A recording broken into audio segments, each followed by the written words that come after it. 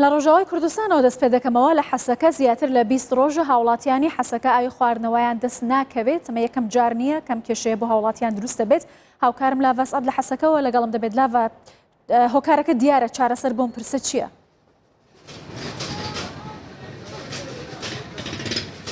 گولباخ ev nêzî 23 rojayê xelkên bajarê Hesekê bê avin.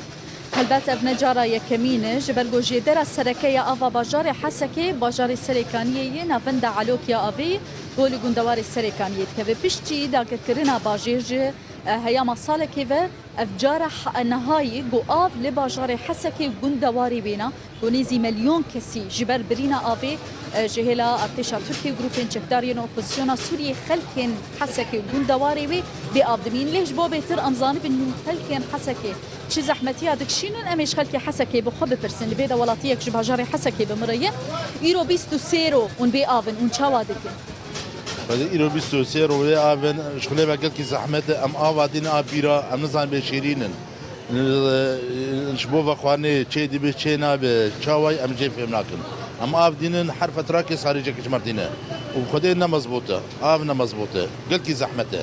Hûn avê dikirin û her bermîlekê bi çi qasî dikirin? Her 5 bermîl bi 4000 dikirin. 4000 û 5000 heseb ê dostê me ro dîne. Bes av gelkî ne mezbût e. Av cana herî, cana teamtê de, cana ava bîrê teatînin û difroşin me. Hûn pênc bermîla bi 4000 Sûrî dikirin. Têra we çi qasî dike wa? 5 bermîl têra çi qasî dike? Şûştin, xwarin, têra tişkî nak, têra 3 ro 4 roja dike. Wow. و هەول دایە û bîrê bi kolên ezanim pê yanî kolana bîra jî gelekî giran li ser xelkê. Rewşa aborî ji xwe rojava xerab û çawa dikin?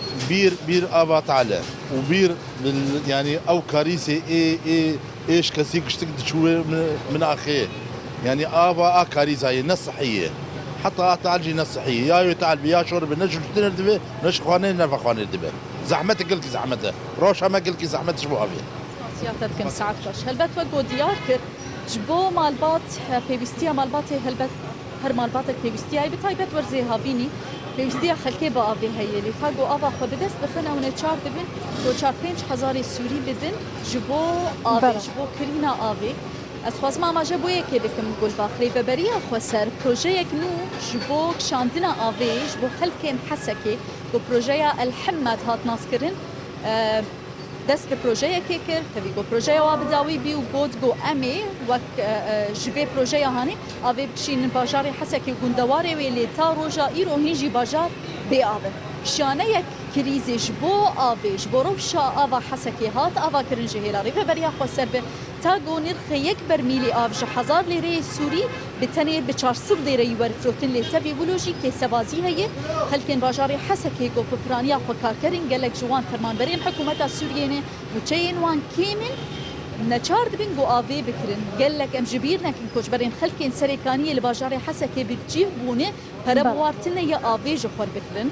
Ji ber vê yekê jî îro girîv gazinên xelkê zêde dibêjin eger artêşa Tirkiye û çekdarên opozisyona avê sermed birin ew dijminin lê îro rêveberiya xwe ser jê tê xwestin got ew ji xelkê re avê peyda bike Gulbax. لا حەسەکەەوە هاوکارم لاڤە ئەسعەد لەگەڵم بووی سپاس.